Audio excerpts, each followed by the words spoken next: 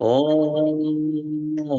ब्रह्म सत्यं निरंकार अजन्मा अद्वैत पुरखा सर्वव्यापक कल्याण मूरत परमेश्वराय नमस्तं परमेश्वराय नमस्तं परमेश्वराय नमस्तं। ओम ब्रह्म सत्यम सर्वाधार ओम ब्रह्म सत्यम सर्वदा। सतगुरुदेव महात्मा मंगत राम जी महाराज, हम सभी के गुरु, हमारे परमेश्वर, वो दीनानाथ, हे दीन दयालु, हे दया के सागर, हम सभी पर कृपा करें। आपके द्वारा दिए हुए ग्रंथ को हम ठीक तरह से समझ सकें, ऐसी बुद्धि और विवेक दें। हम अति विकारी हैं, मंद बुद्धि हैं, बुद्धिहीन हैं। हम आपके मर्म को नहीं समझ सकते। हम आपकी शरण में आए हैं। आप हम पर कृपा करें, हम पर कृपा करें, हम पर कृपा करें। ओम ब्रह्म सत्यम सर्वदा। ग्रंथ श्री समता विलास, 11वां उपदेश, मूर्ति पूजा का सिद्धांत।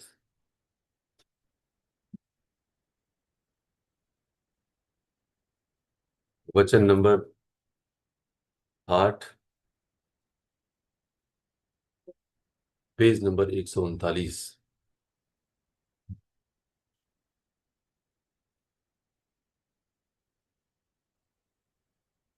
वचन नंबर 7 है, पेज नंबर 139 पर। आदर्श के बगैर जो मूर्ति पूजा है वह सख्त जहालत है, यानी आगे ही जीव जड़ प्रकृति की कैद में है। बाकी उपासना भी अगर जड़ स्वरूप की करनी शुरू कर की तो सब पुरुषार्थ दुखदाई हो गया, यानी अंधकार दर अंधकार बढ़ता गया। श्री महाराज जी बारंबार मूर्ति पूजा आदर्श के सहित करने की हिदायत दे रहे हैं, और साथ में यह भी कह रहे हैं कि आदर्श के बगैर जो मूर्ति पूजा है वह सख्त जहालत यानी मूर्खता है। हमें ये विचार गहराई से करना होगा कि जब भी हम अपने प्रिय और श्रद्धा युक्त पूर्ण विश्वास से जिस भी मूर्ति के निकट जाते हैं, उस मूर्ति से हमें आदर्श को ग्रहण करना है। हमारी पूजा आदर्श के बगैर होगी तो ये हमारी मूर्खता ही है। यदि 100 व्यक्ति किसी मूर्ति के सम्मुख खड़े हैं तो वो 100 के 100 मूर्ख नहीं होंगे। मान लीजिए कि कोई जड़ की पूजा करता है, लेकिन उनमें से कोई ना कोई तो जरूर ऐसा होगा जो आदर्श की पूजा करते हुए उनके गुण और कर्म को ग्रहण करते हुए अपने जीवन में अमली जामा पहनाता है। हमें भी अपने किसी भी मूर्ति के सम्मुख जाकर उनसे आदर्श ग्रहण करना चाहिए। क्यों? क्योंकि मैं एक देह में हूं। मैं यानी जीव, मैं यानी जीव एक देह में हूं, और उस देह का नाम है, मेरा नाम मनोज है। इसका मतलब मेरी देह का नाम मनोज है। मैं जीव हूं, मैं बुद्धि हूं।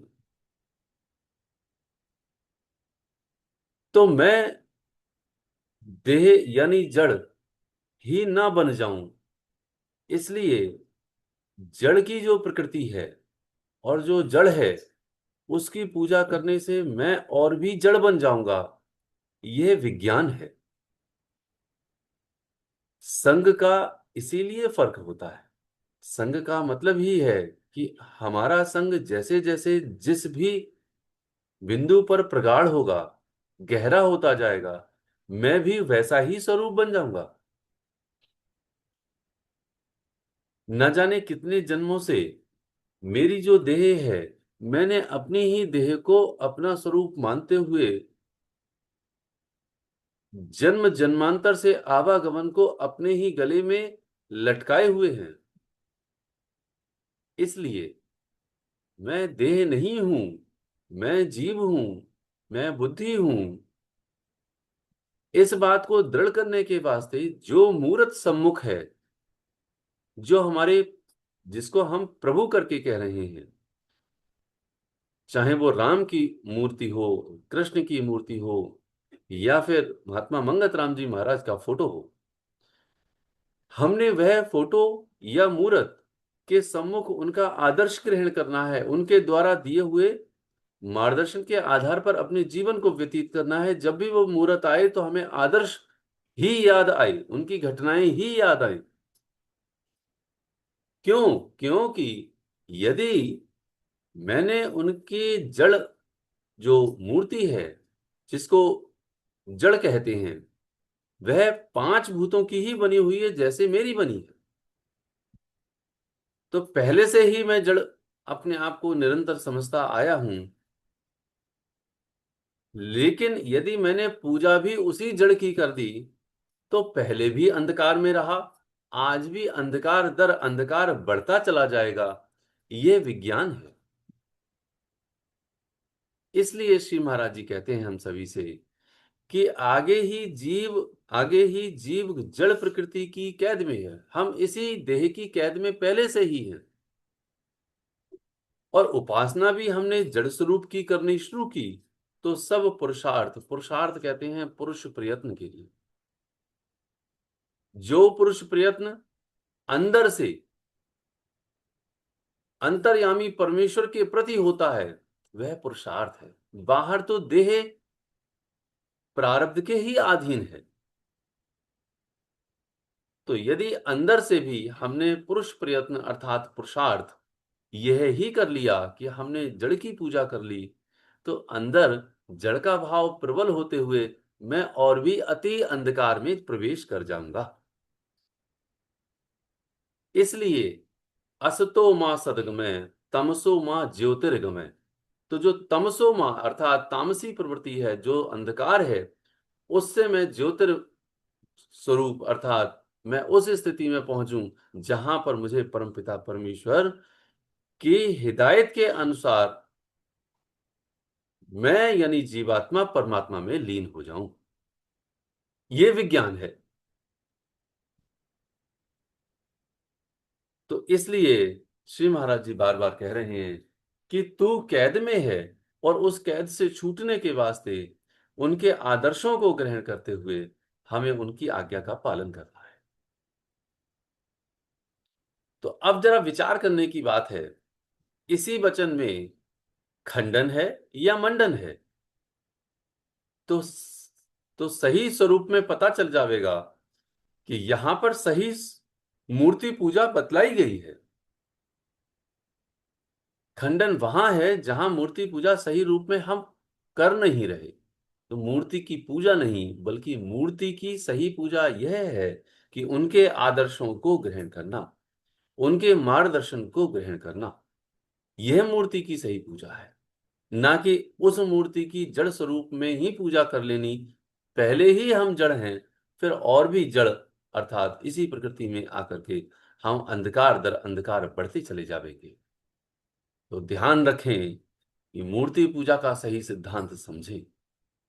आगे श्री महाराज जी कहते हैं वचन नंबर 8 में, पेज नंबर 139 पर, माया की गिरफ्तारी में जीव स्थूल की कैद में आ गया। माया की गिरफ्तारी में जीव स्थूल की कैद में आ गया। इस कैद से निजात की खातिर उपासना या भक्ति है। इस वास्ते जिन पुरुषों ने इस प्रकृति से निजात पाई है, उनके आदर्श को धारण करके ऐसा ही यत्न करना चाहिए जिससे स्थूल यानी माया की पूजा, मादे की परस्तिश से आजाद होकर निराकार स्वरूप में प्राप्त हो जावे।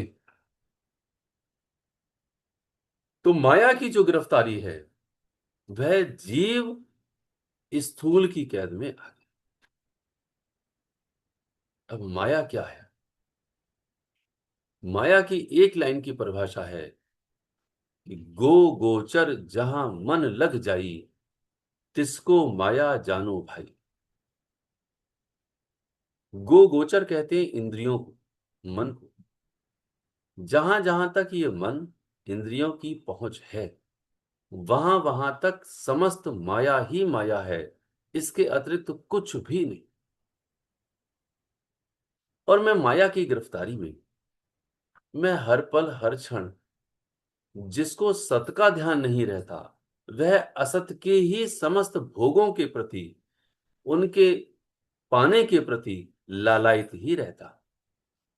उनको पाने के लिए पूरा यत्न कर जाता हूं। अर्थात जैसे जैसे यत्न इस माया का होता है, वैसे वैसे माया की कैद में यह जीव निश्चित रूप से स्थिर होता है।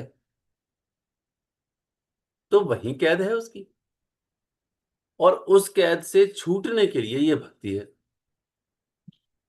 माया से छूटकर मायापति के पास जाना है, यही भक्ति है। तो करना क्या था? इस वास्ते जिन पुरुषों ने इस प्रकृति से निजात पाई, ये जो माया है, इससे जो जैसे जैसे छूटे हैं, उनके आदर्श को धारण करना, ऐसा ही यत्न करना चाहिए, यह मुझे सीखना था। श्री महाराज जी ने कितना सहा। मंगतू सौदाई है, पत्थर घिस घिस करके चला जाएगा, लेकिन क्या उन्होंने अपने रास्ता को बदला? उन्होंने अपने रास्ते को नहीं बदला, बल्कि वो अपने रास्ते पर चलते रहे, और वो बहुत कुछ सुनते ही रहे। अंदर से और बाहर से वैसा ही रास्ता उन्होंने इख्तियार किया। इसलिए जैसे जैसे सत्पुरुष अपने जीवन में करते हैं कृत्य, उन कृत्यों का सही स्वरूप में धारणा करनी, यह हमें करनी चाहिए। ये धारणा मेरे लिए इस माया से मुक्ति दिला देगी। मैं यदि अपने ही घर में हूं, मेरे चारों तरफ मेरे ही घर वाले या मेरे नाते रिश्ते, कुटुंबी, परिवारीजन, मेरा कुल खानदान, मेरे सब कुछ प्रारब्ध के वशीभूत होकर के घोर संसारी है, इसका अर्थ यह नहीं कि मैंने अपना रास्ता सत्पुरुषों के मार्गदर्शन के आधार से इख्तियार ना करते हुए उन संसारियों का इख्तियार करना है। यह गलत धारणा अपने मन में कभी ना लाएं। देह प्रारब्ध के अधीन है, जैसा परिवार मिलना था सो मिल गया। ये महाराज जी का खुद का वचन था कि प्रारब्ध के वशीभूत होकर के इन्हें वहां जन्म मिला जहां सब घोर संसारी उनकी मर्यादा का पालन करते हुए अपना रास्ता तय करते रहे। हीला हुज्जत नहीं की। हमने भी हीला हुज्जत नहीं करनी है, जबरदस्ती नहीं करनी है किसी के साथ, क्योंकि अपने आप को बदलना है सत्पुरुषों के आदर्श के आधार पर। जैसे जैसे सत्पुरुष उस रास्ते पर चलते चले गए, मर्यादा के अनुसार हमने भी वैसे वैसे उस रास्ते पर चलते चले जाना है। और उससे होगा क्या? उससे यह होगा कि जो माया की कैद में, जो इस प्रकृति की कैद में यह जीव यानी मैं हूं, उससे मुझे मुक्ति मिल जाएगी। तो मूर्ति जब सामने आवे तो उनका आदर्श को ग्रहण करें। मूर्ति जब सामने आवे तो यह याद होना चाहिए कि उन्होंने जिस प्रकार इस माया अर्थात स्थूल कैद से छुट्टी पाई है, मुक्ति पाई है, उसी प्रकार मुझे भी इस स्थूल कैद से मुक्ति पानी है। तो कहां खंडन है? हर मूर्ति मेरे लिए सच मायने में मेरे लिए गुरु के रूप में नजर आएगी। वो मेरा मार्गदर्शन करेंगी। जहालत और मूर्खताई तो तब है जब हम उन जड़ की पूजा करने लगे। ये गलत मूर्ति पूजा है। इसीलिए दास कहा करता है, कुछ लोग हैं ऐसे जो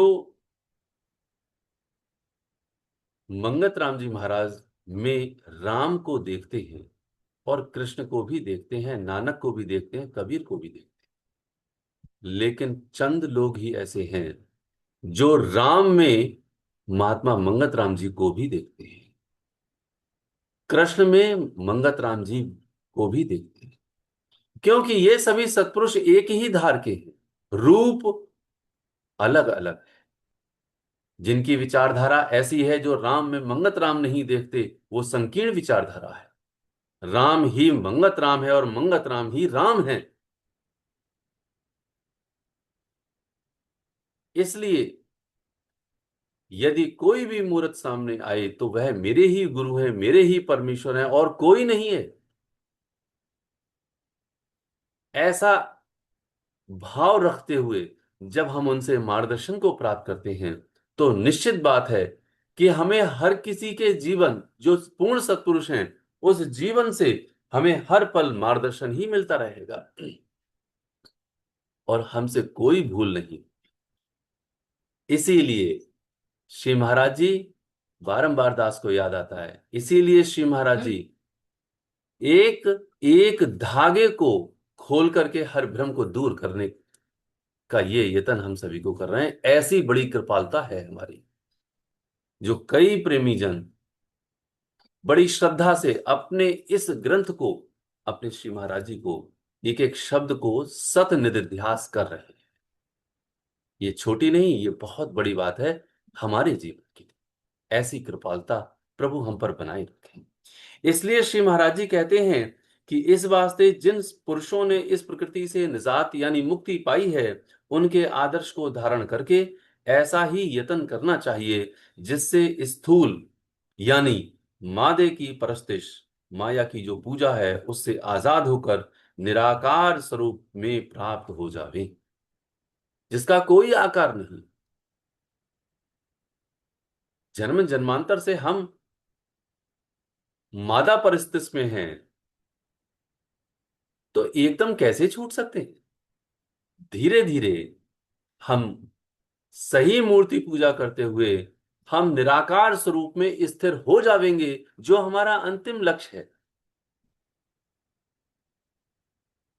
लेकिन कोई दौड़ लगा करके, जंप लगा करके कोई भी पहली मंजिल पर नहीं पहुंच सकता, दूसरी मंजिल पर नहीं पहुंच सकता। सीढ़ियों से एक एक कदम आगे बढ़ा करके हम आसानी से पहुंच सकते। तो इसलिए श्री महाराज जी हम सभी को इस गहरे रहस्य को समझा रहे हैं।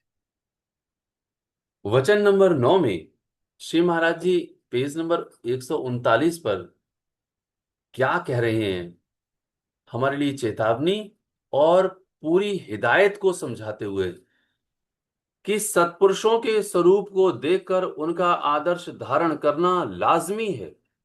अगर उनका आदर्श धारण ना किया जावे, महज नमस्कार, आरती, चरणामृत से ही मुक्ति या आनंद जो चाहते हैं, वे अंधकार परस्ती कर रहे हैं, बजाय शांति के अशांति को प्राप्त होवेंगे। यहां पर इस वचन में पिछले 8 वचनों के आधार पर एक चेतावनी दी है, और वो चेतावनी हमारे हृदय में स्थिर हो जानी चाहिए।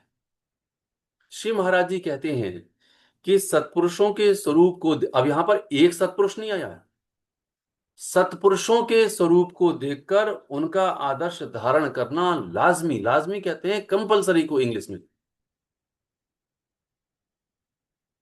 यानी कि जब भी कोई सत्पुरुष का स्वरूप हम देखें तो उनका आदर्श हमें धारण करना बहुत ही अति जरूरी है।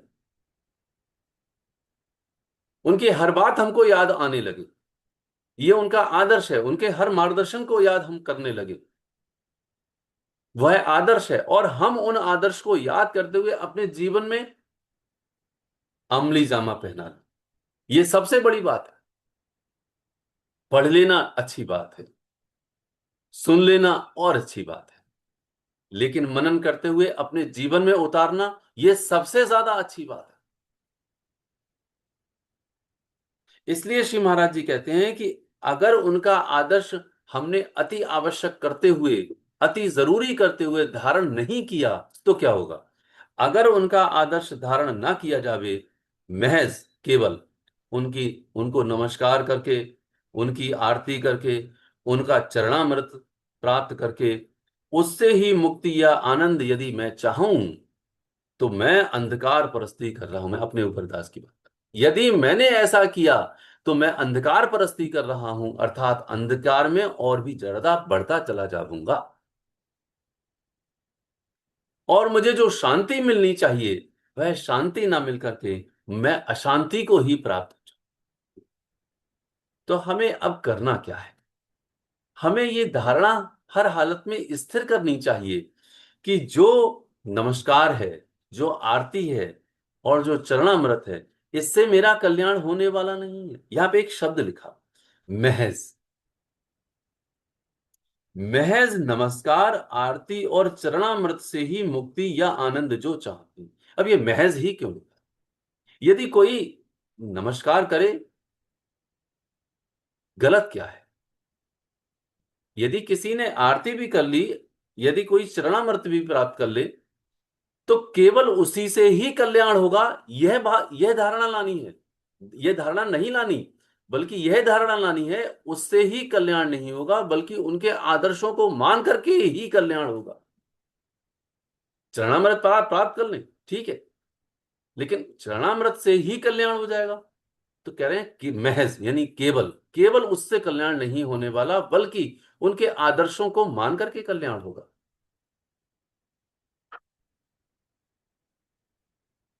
तो हमें बल मिलता है। आज भी मुझे याद है, आप सबको भी याद होगा, आपकी मां आपको अपनी गोद में जब सर रख लेती है, मैं भी उनकी गोद में जब सर रख लेता हूं, उनका आंचल जब मेरे सर को ढक लेता है, मुंह को ढक लेता है, तो मैं उनका आलिंगन जब करता हूं अपने मातृत्व भाव, उनके मातृत्व भाव में, उनकी छाया में, तो जो शांति मुझे मिलती है वह शांति आज तक कहीं नहीं। जो वो हाथ से अपनी रोटी पवा करके उन्होंने जितना खिलाया, उससे जो मेरा पेट भरा, उसके अलावा और किसी से नहीं भरा। यानी ये एक भाव है, ये जिसको प्रगाढ़ता का भाव कहते हैं। ये अति से अति श्रद्धा और प्रेम का भाव, उस प्रेम के भाव को लेकर के हम अपने इष्ट का चरणामृत या आरती कर ले। लेकिन जिस प्रकार मां हिदायत देती है कि बेटा तू जब तक पढ़ेगा नहीं, आगे तरक्की नहीं करेगा, तुझे झूठ नहीं बोलना, तुझे सच बोलना है, मुझे, ये जो मां की हिदायत है, उन हिदायत से ही मुझे आगे शांति मिलने वाली है, ये बिल्कुल पक्की बात है, ऐसा सब जानते हैं। ठीक वैसे ही जो परमपिता परमेश्वर है, उनके चरणामृत से ही मुझे शांति नहीं, बल्कि उनकी आज्ञाओं से ही मुझे शांति मिलने वाली है, अन्यथा मुझे अशांति मिलेगी ही मिलेगी। मैं शांत कभी नहीं हो सकता। दास ने मातृत्व शक्ति के उदाहरण इसलिए दिया ताकि हम सब जानते हैं कि माता हमारे लिए कितनी प्रबल होती है, पिता हमारे लिए कितने प्रबल होते हैं।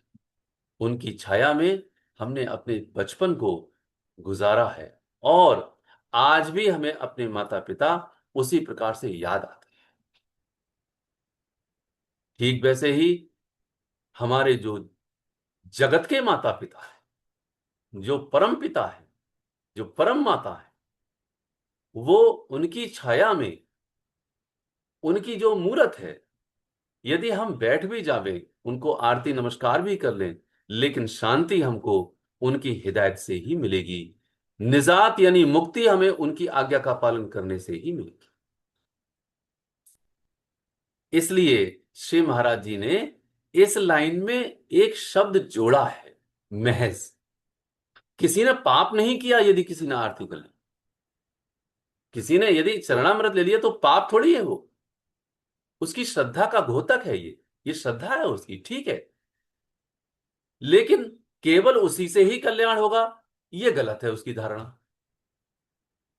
आरती चरणामृत और नमस्कार करने के साथ साथ उनके आदर्शों को भी अपने जीवन में लेकर के आना है, यह उसकी सच्ची पूजा है। वरना क्या होगा, मैं अपनी माता के सुबह और शाम को पैर छू लूं और उनको बहुत अच्छा कहूं, लेकिन कहना एक ना मानूं, तो ना तो मेरी माता खुश होगी और ना ही मेरा कल्याण होगा। ठीक उसी प्रकार से हम मूर्ति के आगे कितना भी दंडवत प्रणाम कर लें और आरती और चरणामृत प्राप्त क्यों ना कर लें, यदि उनकी आज्ञा का पालन ना करें तो ना तो वो प्रभु प्रसन्न होंगे और ना ही मुझे शांति मिलने वाली है, ना ही मुझे मुक्ति मिलने वाली है। तो जो मेरा पूजा घर है, जहां मेरे सत्पुरुषों का स्वरूप है, जो पहली लाइन में सत्पुरुषों के स्वरूप को देखकर उनका आदर्श धारण करना लाजमी है, तो समस्त सत्पुरुषों के स्वरूप को हम देखें, उनका मान सम्मान करें, लेकिन केवल उतने तक ही सीमित ना रहें। केवल उतने तक सीमित रहेंगे तो मुझे शांति अर्थात इस प्रकृति के जाल से, इस कैद से छुट्टी मिलने वाली कभी नहीं। इसलिए सही मूर्ति पूजा को स्वीकार करें। कभी मूर्ति पूजा का खंडन नहीं है, बल्कि मूर्ति पूजा का सही स्वरूप समझाया गया है ग्रंथ श्री समता विलास में, जो हमारे सत्पुरुष समझा रहे हैं, जो हमारे गुरुदेव समझा रहे हैं। हम सही ज्ञान को ना समझते हुए केवल खंडन ही खंडन करते रहते हैं। निराकार स्वरूप तक तो हम तब पहुंचेंगे जब हम सच्चे विश्वास और श्रद्धा के साथ उनकी हर आज्ञा का पालन करेंगे। दास एक छोटी सी घटना के पश्चात अपनी वाणी को इन वचनों के सार तत्व को समझाने की और रखने की कोशिश करने के साथ, एक बार की बात है कि नरेंद्र एक सभा में बैठे हुए थे। वहां पर निराकार ब्रह्म की जो निराकार सत्ता है, उसको प्रतिष्ठित करने के लिए कई बातें उठ रही थी और साकार को सही मायने में वहां पर उसका खंडन हो रहा था। कुछ देर तक नरेंद्र सुनते रहे।